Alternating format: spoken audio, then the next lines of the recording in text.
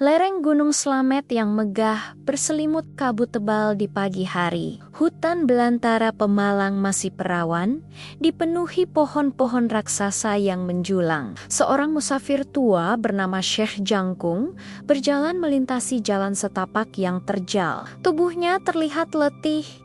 Jubah putihnya dipenuhi debu perjalanan panjang. Matahari mulai naik, memancarkan panas yang membakar kulit di sela-sela rimbun daun. Syekh Jangkung menghentikan langkahnya, memegang dadanya yang terasa sesak karena dahaga. Ia memeriksa kendi air di pinggangnya, namun hanya setetes air yang tersisa. Lembah di sekitarnya tampak kering kerontang akibat kemarau panjang yang melanda. Tanaman di sekitar lereng mulai layu, tanah-tanah retak seolah meminta hujan. Syekh Jangkung terus berjalan mencari sumber mata air.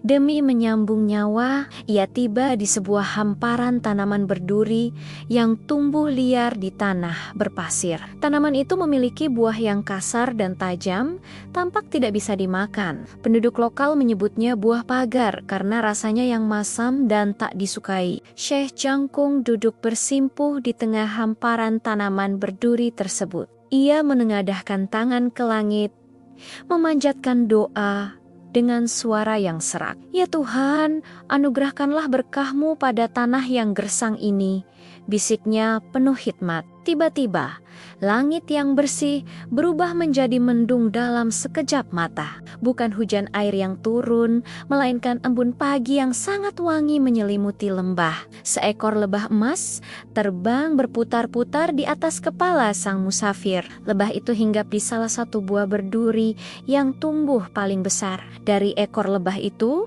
menetes cairan bening berwarna kuning kental, mirip madu. Tetesan itu meresap perlahan ke dalam kulit buah yang kasar dan tajam. Syekh Jangkung terpaku melihat keajaiban alam yang terjadi di depan matanya. Ia memetik buah tersebut dengan hati-hati agar tangannya tidak terluka. Saat buah itu terbelah, aroma manis yang sangat kuat langsung menyergap. Daging buahnya berwarna kuning emas, nampak segar dan penuh dengan sari air. Syekh Jangkung mencicipi buah itu dan seketika dahaganya hilang tak berbekas. Rasa manisnya bukan sekadar manis buah, melainkan manis yang legit, bak madu surga. Buah ini akan menjadi rahmat bagi anak cucu di tanah Pemalang, ucap Syekh Jangkung. Ia kemudian menanam kembali mahkota buah tersebut ke dalam tanah yang retak. Ajaibnya, tanah di sekitar tempat itu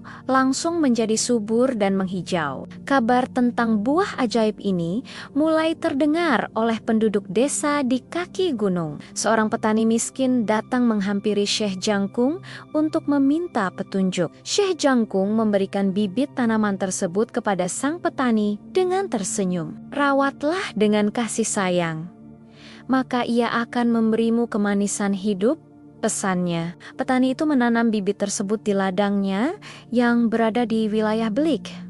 Seiring berjalannya waktu, tanaman itu tumbuh subur dan menghasilkan buah yang seragam. Ukurannya memang lebih kecil dari nanas biasa, namun aromanya jauh lebih menggoda. Masyarakat mulai menyebutnya sebagai nanas madu karena keistimewaan rasanya. Gunung Slamet seolah memberikan restu dengan menyediakan tanah vulkanik yang kaya nutrisi. Setiap tetesan embun yang jatuh di lereng gunung dipercaya menambah kemanisan buahnya. Nanas madu mulai menjadi komoditas utama yang mengubah nasib warga Pemalang. Pasar-pasar di kota mulai dipenuhi oleh buah kuning cantik ini. Para pedagang dari luar daerah berdatangan hanya untuk mencicipi kesegarannya. Legenda tentang tetesan madu surga pun menyebar dari mulut ke mulut. Anak-anak desa sering diceritakan tentang musafir suci yang memberkati tanah mereka. Nanas madu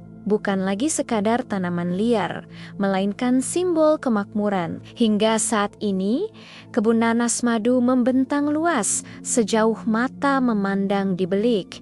Warna kuningnya yang cerah menghiasi sepanjang jalan pegunungan Pemalang. Wisatawan yang datang selalu membawa pulang buah ini sebagai buah tangan wajib. Ada kepercayaan bahwa nanas ini hanya akan manis jika ditanam di tanah asalnya. Jika dibawa ke daerah lain, rasa madunya perlahan akan memudar dan berubah masam. Ini adalah cara alam menjaga agar identitas pemalang tetap terjaga selamanya. Syekh Jangkung memang telah tiada, namun warisannya tetap tumbuh subur. Setiap gigitan nanas madu membawa kembali memori akan doa sang musafir. Pemerintah daerah pun menjadikan nanas madu sebagai ikon kebanggaan kabupaten. Bahkan, patung nanas raksasa dibangun sebagai penghormatan atas sejarah ini. Nanas madu Pemalang kini telah menyeberangi lautan menuju negara-negara jauh. Dunia mengenal manisnya lereng Gunung Slamet melalui buah yang berduri ini. Masyarakat lokal tetap menjaga tradisi syukur